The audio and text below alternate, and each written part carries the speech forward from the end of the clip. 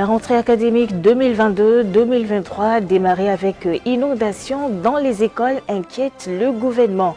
Vous suivrez dans ce journal le porte-parole du gouvernement sur les mesures prises par l'État pour pallier le problème. Les règles douloureuses au travail sont un véritable casse-tête pour les femmes, alors que des voix ne se lèvent presque pas pour l'adoption d'une loi de congé menstruel. Le magazine de la rédaction est à retrouver dans ce trésor. Aux USA, Donald Trump poursuivi pour fraude fiscale. L'ancien président américain est accusé d'avoir manipulé la valeur de ses actifs à des fins frauduleuses. Bonsoir Madame, Monsieur et bienvenue dans le 13h de ce vendredi 23 septembre 2022. La rentrée scolaire 2022-2023 vient de démarrer, mais certaines écoles sont déjà inondées. Mais la bonne nouvelle est que des mesures sont prises par le gouvernement pour remédier à cette situation. On va suivre ensemble l'intervention du porte-parole du gouvernement, Wilfried Léandre Rongbédi, sur le sujet. Je voudrais m'attarder sur l'aspect spécifique de votre préoccupation pour dire que les pluies, cela relève à la limite de cas de force majeure. Mais cette situation, elle a été évoquée avant même le début de l'année scolaire. Parce qu'il y a 2 semaines de mémoire, la préoccupation du chef de l'État qui était de savoir si tout était prêt pour que la rentrée des classes s'effectue dans les bonnes conditions, a amené les ministres sectoriels, notamment celui en charge des enseignements maternels et primaires, à faire un point qui permettait déjà de voir que dans certaines localités, en raison de la crue de certains fleuves qui traversent notre pays, il y avait des écoles qui étaient sujettes à inondation. Et déjà à l'époque, soit 2 semaines avant la rentrée, les instructions du chef de l'État étaient que les services compétents devraient se déployer autant que possible avec les administrations communales pour évacuer les eaux là où cela était possible. Ensuite, il y a lieu de constater, et ce à la décharge des 10 services techniques et des administrations communales, que en pareille circonstance, comme nous le savons, le niveau des eaux est tel que, malgré leur bonne volonté, l'on peut comprendre que ces services et les administrations communales n'aient pas réussi à évacuer les eaux de toutes les écoles concernées, d'autant plus par ailleurs que les pluies continuent abondamment dans le nord et que les descentes d'eau par le lit des fleuves continuent de produire les crues par endroits, et cela va se faire donc progressivement. Dans tous les cas, il est indiqué comme instruction que cela soit fait au plus tôt pour permettre aux enfants de bénéficier des cours au même titre que leurs camarades. Et là où éventuellement des solutions alternatives peuvent être apportées en attendant une résolution durable de cette situation, les ministères sectoriels ne devront pas faire l'économie de mesures qui vont dans ce sens. Comme d'autres acteurs du système éducatif béninois, ceux du département du Mono ont aussi repris le chemin des classes ce lundi 19 septembre 2022. Et de la maternelle en passant par le primaire et le secondaire, les enseignants et enseignés de cette région du sud-ouest Bénin ont repris les classes dans une ambiance conviviale. Et comme il est de coutume, les apprenants n'ont pas renoué avec les activités pédagogiques sans l'appui de leurs géniteurs. Cette année, en dépit de la morosité économique, ceux-ci ont tenu à accomplir leurs devoirs. CEG 1 Toutou, dans la commune de Khoyogbe. Dans cette classe de 3e, les apprenants suivent le cours d'histoire et géographie, une matière qui a ouvert chez eux le bal des activités pédagogiques en ce début de rentrée. Vous suivez? C'est ce matin que nous venons d'avoir notre premier professeur qui fait histoire et géographie. Au niveau de l'administration, les inscriptions des nouveaux élèves évoluent normalement. Par contre, quant aux anciens, l'on joue les prolongations. La plupart n'étant pas encore revenus du Nigeria, où ils sont partis depuis des mois pour des activités de vacances. Ce phénomène qui se répète à chaque reprise des classes est un mal à la carapace dure, devenu une tradition dans le milieu. Ce que déplore le premier responsable de ce lieu d'acquisition de savoir.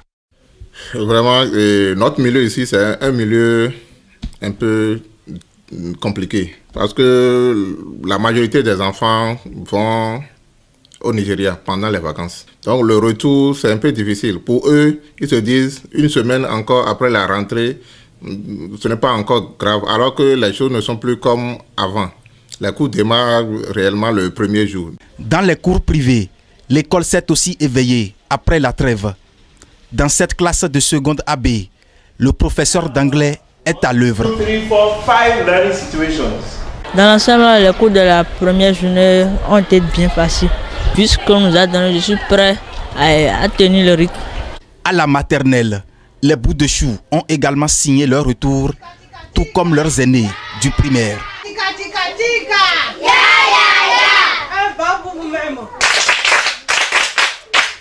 C'est maintenant qu'ils ont repris.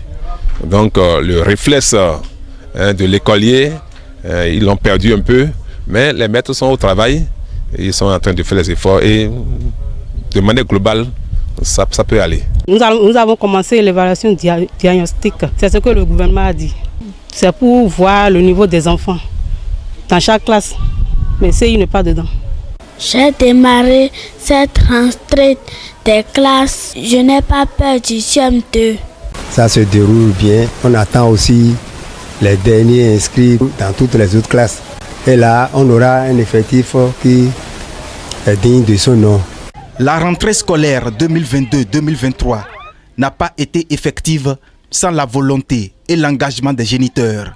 On a constaté sur le marché d'abord la montée des prix au niveau des fournitures scolaires. Mais on n'a pas le choix. Et on a tout fait, on a mis les bouchées doubles pour pouvoir joindre les deux bouts. On a essayé de les préparer à petit feu et aujourd'hui ils ont démarré. Ils sont allés à l'école, on est allé les chercher. Donc je pense que c'est le départ. L'intérêt de ces enfants prime sur mon propre intérêt. Donc je dois aider chaque enfant pour que demain soit meilleur pour le peuple béninois. Le préfet est venu faire le constat de la rentrée. Il a même donné des conseils, encouragé les gens et puis passer de classe en classe, même faire le constat des choses qui nous manquent et puis il a fait pas mal de choses. En raison de la morosité économique, la mansuétude des responsables d'établissement est vivement implorée afin qu'ils accordent du temps aux parents d'élèves dans leurs obligations de s'acquitter des premières tranches des frais de scolarité. Vous savez, le temps est un peu difficile pour tout le monde. Qu'ils patientent un peu par rapport à la contribution et qu'on sort. Parce que quand ça commence comme ça, les parents sont un peu fatigués. Ça pèse beaucoup sur eux. C'est donc reparti pour d'intenses moments d'activité pédagogique. Enseignants et enseignés, chacun est appelé à jouer de son côté sa partition pour l'amélioration des résultats de fin d'année.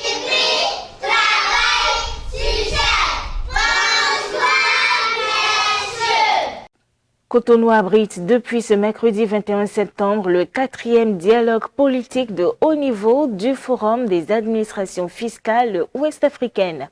Les participants réfléchissent sur le thème « Accroître les recettes fiscales par un leadership efficace et une bonne gouvernance d'entreprise ». C'est le directeur de cabinet du ministère des Finances, Oroeman Taku, qui a lancé les travaux de cette conférence sous-régionale. Romaric Dossa. Contribuer à l'efficacité de l'administration fiscale et à l'amélioration de la prestation des services publics afin de soutenir le développement des pays d'Afrique de l'Ouest, c'est la vision de ce 4e dialogue politique de haut niveau du Forum des administrations fiscales ouest-africains.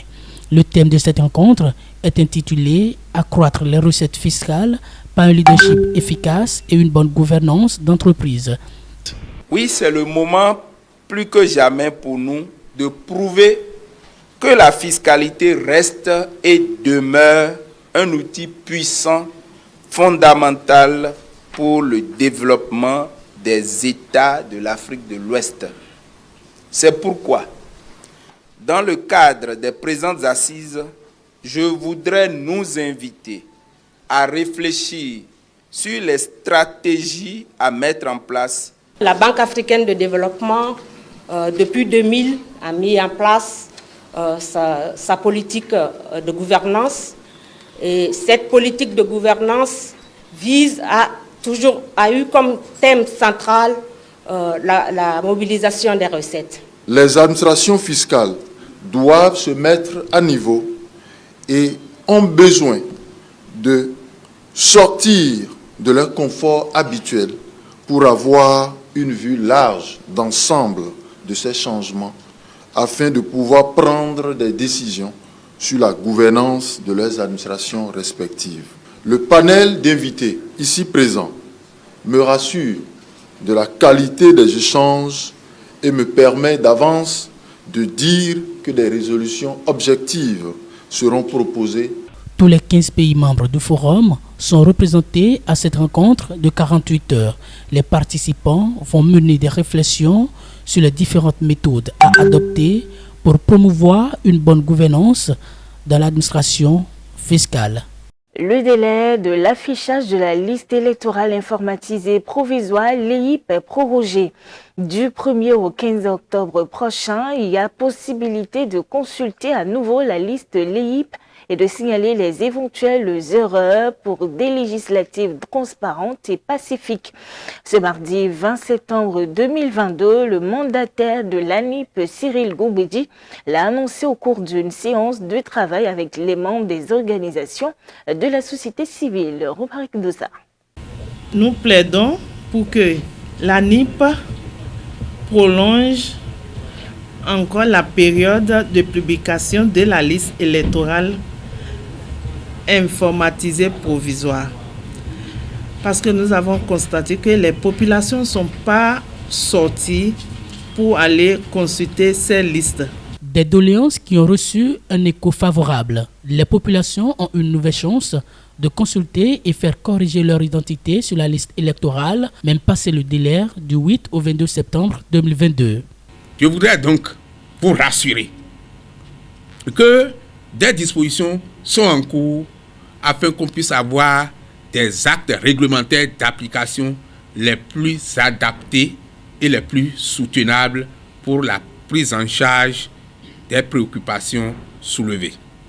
Et donc, je voudrais vous rassurer, Madame la Présidente, que sur la base de votre plaidoyer, l'Agence nationale d'identification des personnes, en tenant compte des différents transferts que les gens ont eu à faire, des différentes corrections que les gens ont eu déjà à faire pendant une dizaine de jours, affichera une nouvelle édition de la liste dans la période du samedi 1er octobre au samedi 15 octobre, pendant 10 jours. Une version à jour de la liste électorale informatisée provisoire. D'autres sujets étaient également au cœur des échanges. Des doléances dans les secteurs de l'éducation, hygiène et santé ont été énumérées. Le gestionnaire mandataire de l'ANIP a répondu au nom du gouvernement. Et les préoccupations soulevées ont été collectées effectivement auprès des populations, mais sans être accompagnées d'une collecte au niveau institutionnel pour voir les efforts que les pouvoirs publics sont en train de faire dans ce domaine. Jamais dans notre pays, depuis les indépendances, on a pu se préoccuper de l'accès de la population à l'eau potable que ce qu'on est en train de faire sous le régime de son Excellence M. Patrice Talon. Sur la question de l'accès à la santé, depuis les indépendances, jamais dans notre pays, on a pu se préoccuper de la qualité des soins de santé, de la réforme du système de santé dans l'objectif d'assurer la protection de la santé des personnes. C'est aussi l'occasion pour Cyril Goumbedi de lever l'inquiétude sur l'accès à la liste aux personnes vivant avec un handicap. Pour lui, la promotion des personnes vivant avec un handicap est un fait au vu de la loi et relative en réponse à une obligation universelle des droits de l'homme. Et puis, je vous l'annonçais dans les titres, à l'unanimité, des lois sont votées pour la protection de la femme et son émancipation dans la société. Mais la loi sur les congés de menstruation est loin d'être acceptée de tous alors que le fait préoccupe davantage les femmes. Le sujet peut bien paraître anodin, mais la menstruation douloureuse au travail reste un casse-tête pour les femmes. Tension, malaise, douleur atroce, obligation du résultat. Elles doivent travailler comme les autres jours alors que leur organisme répond à peine. Ça fait très mal, ça fait très mal.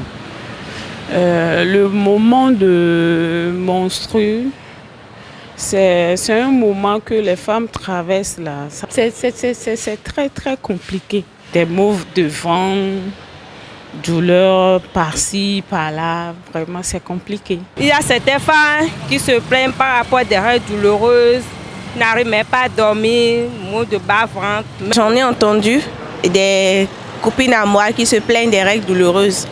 Il y en a, elles ne peuvent pas se lever quand c'est des règles douloureuses. Elles doivent prendre des médicaments et être alitées pendant des jours, bien des heures. Douleur en rouga, douleur en rouga.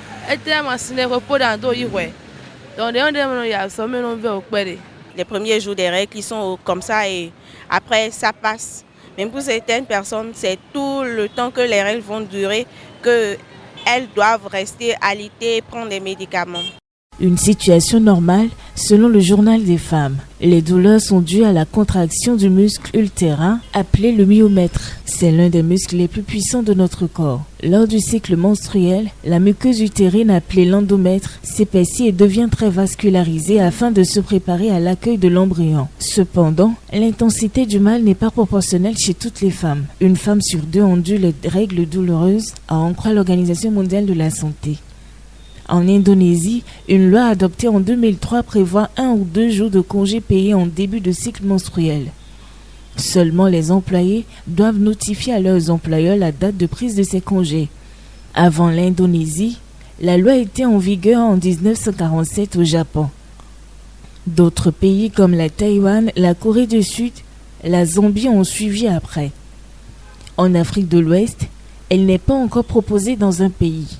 Les femmes en menstruation douloureuse sont obligées de se rendre au service et de travailler normalement.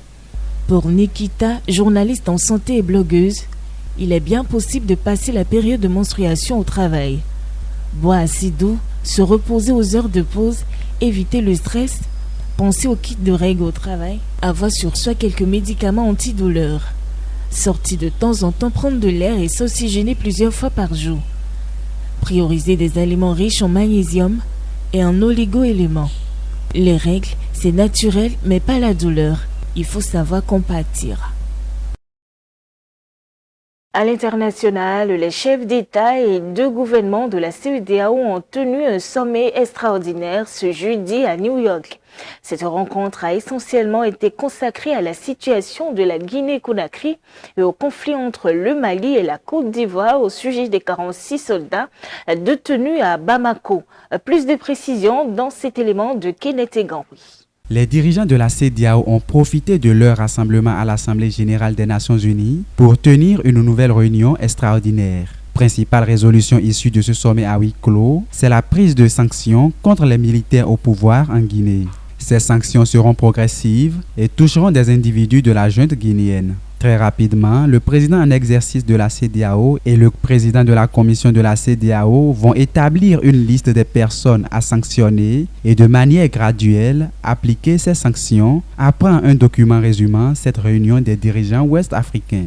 Pour l'heure, pas de précision sur la forme que pourraient prendre ces sanctions de la CEDEAO pour forcer la main aux militaires qui résistent encore à transmettre le pouvoir aux civils. Ce sommet extraordinaire délocalisé de la CEDEAO n'a pas occulté la question des 46 soldats ivoiriens arrêtés et détenus au Mali depuis le 10 juillet. Ces derniers seraient venus participer à la sécurité du contingent allemand des casques bleus au Mali, mais la junte malienne dit les considérer comme des mercenaires venus attenter à la sûreté de l'État. Mais cela est mal vu par les dirigeants des pays membres de l'organisation sous-régionale Nous condamnons l'arrestation des militaires ivoiriens et mardi prochain, la CEDEAO dépêchera au Mali les présidents du Ghana, du Togo et du Sénégal pour obtenir leur libération, a déclaré le président de la commission de la CEDEAO, Omar Aliou Touré. Le président de la République démocratique du Congo, Tshisekedi, a accusé ce mardi le Rwanda d'agression directe. L'affirmation a été faite lors de son discours aux Nations Unies. Suivez. Le président de la République démocratique du Congo, Félix Tshisekedi, a accusé le Rwanda d'agression directe. Mardi, lors de son discours aux Nations Unies, il a en effet de nouveau reproché à l'armée rwandaise d'avoir soutenu le M23, notamment dans l'abattage d'un hélicoptère de maintien de la paix de l'ONU en mars, qui a fait 8 morts, 6 Pakistanais, un Russe et un Serbe. Les Nations Unies ont évité de blâmer les rebelles tout en exprimant leur inquiétude face à la résurgence du groupe. En dépit de ma bonne volonté et de la main tendue du peuple congolais pour la paix, certains de nos voisins n'ont trouvé mieux que de nous remercier par l'agression et le soutien des groupes armés terroristes qui ravagent l'Est de la République démocratique du Congo. C'est le cas actuellement du Rwanda. L'implication du Rwanda et sa responsabilité dans la tragédie que vivent mon pays et mes compatriotes des zones occupées par l'armée rwandaise et ses alliés du M23 ne sont plus discutables. En août dernier, à Kinshasa, le secrétaire d'État américain Anthony Blinken a également déclaré que des rapports crédibles faisaient état d'une implication rwandaise. Le Rwanda a nié les accusations et son président Paul Kagame doit s'exprimer devant les Nations Unies mercredi. En Afrique du Sud, l'électricité est absente dans les ménages depuis peu. Les pannes affectent d'autres services publics comme l'approvisionnement en eau dans certaines régions, les pompes électriques s'arrêtant de fonctionner aussi. À Soweto, comme partout en Afrique du Sud, les coupures d'électricité ont forcé les habitants à revoir leurs priorités. Dans la famille Mfoussi, par exemple, la vie est devenue une véritable course contre la montre. Avant la tombée de la nuit, il faut arriver à enchaîner les tâches primordiales, comme aider les enfants à faire leurs devoirs.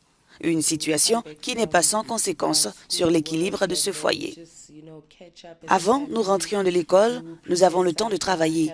Ensuite, rattraper le temps perdu en famille, préparer le dîner, faire les devoirs.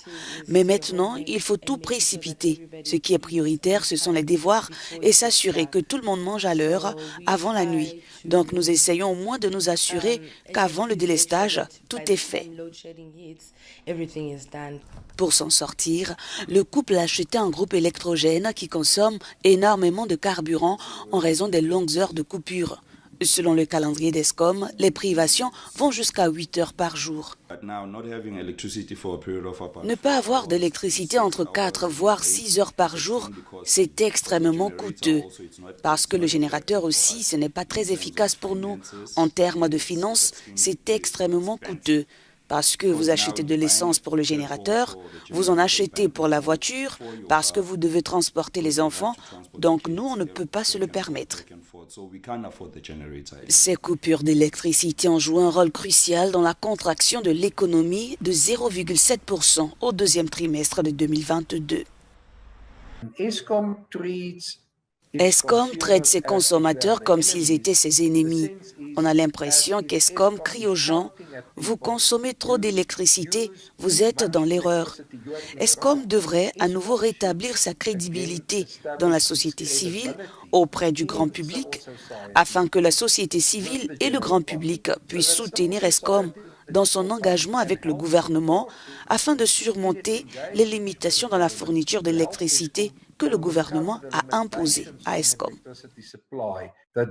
Les pannes affectent également d'autres services publics comme l'approvisionnement en eau dans certaines régions. La tension monte en Iran après 7 jours de manifestations contre la mort d'une jeune femme arrêtée par la police des mœurs. Ce jeudi, au moins 31 civils ont été tués selon une organisation non gouvernementale basée à Oslo. Mais officiellement, les médias d'État évoquent 17 morts parmi les manifestants et les policiers. Et pour sanctionner, le gouvernement coupe Internet dans le pays. près d'une semaine après la mort de Mahsa Amini, arrêté pour un voile mal ajusté, la colère continue de s'exprimer en Iran. Des manifestations d'ampleur ont lieu dans plusieurs villes à travers le pays depuis maintenant 6 jours. Et le bilan des affrontements avec les forces de l'ordre ne cesse de s'alourdir. Ce jeudi, un média d'État a évoqué 17 morts, dont des manifestants et des policiers, mais sans donner plus de détails. Une ONG iranienne basée à Oslo évoque elle au moins 31 civils tués. Les gardiens de la révolution dénoncent une guerre médiatique à outrance et une conspiration vouée à l'échec. En outre, les autorités ont coupé l'accès à Instagram et WhatsApp, les applications les plus utilisées en Iran, alors que l'accès à Internet est largement filtré ou restreint par le pouvoir. Ces protestations sont parmi les plus importantes en Iran depuis celle de novembre 2019, déclenchée par la hausse des prix de l'essence en pleine crise économique. Aux États-Unis, Donald Trump est poursuivi pour fraude fiscale. L'ancien président américain est accusé d'avoir manipulé la valeur de ses actifs à des fins frauduleuses. Regardez. La procureure générale de l'État de New York, la démocrate Letitia James, a annoncé ce mercredi des poursuites pour fraude fiscale contre Donald Trump. La plainte au civil cible l'ancien président des États-Unis, mais aussi ses enfants et son groupe, la Trump Organization. Après avoir enquêté pendant 3 ans sur leurs pratiques financières, la procureure les accuse d'avoir délibérément manipulé les évaluations des actifs du groupe pour obtenir des prêts plus avantageux auprès des banques ou pour réduire ses impôts. Le groupe comprend des clubs de golf, des hôtels de luxe et d'autres propriétés. La justice réclame 250 millions de dollars de dommages-intérêts au nom de l'État, ainsi que des interdictions de diriger des sociétés pour l'ex-président et ses proches. Donald Trump a réagi et dénonce une nouvelle chasse aux sorcières infondée, orchestrée à des fins politiques. Et c'est déjà la fin de cette édition de Journal. Merci Madame, Monsieur de nous avoir suivis. Retrouvez-nous sur l'ensemble de nos plateformes digitales, notre site internet, notre page Facebook, notre compte YouTube avec l'identifiant Speedline TV. D'ici là, portez-vous bien et bon début de week-end à toutes et à tous.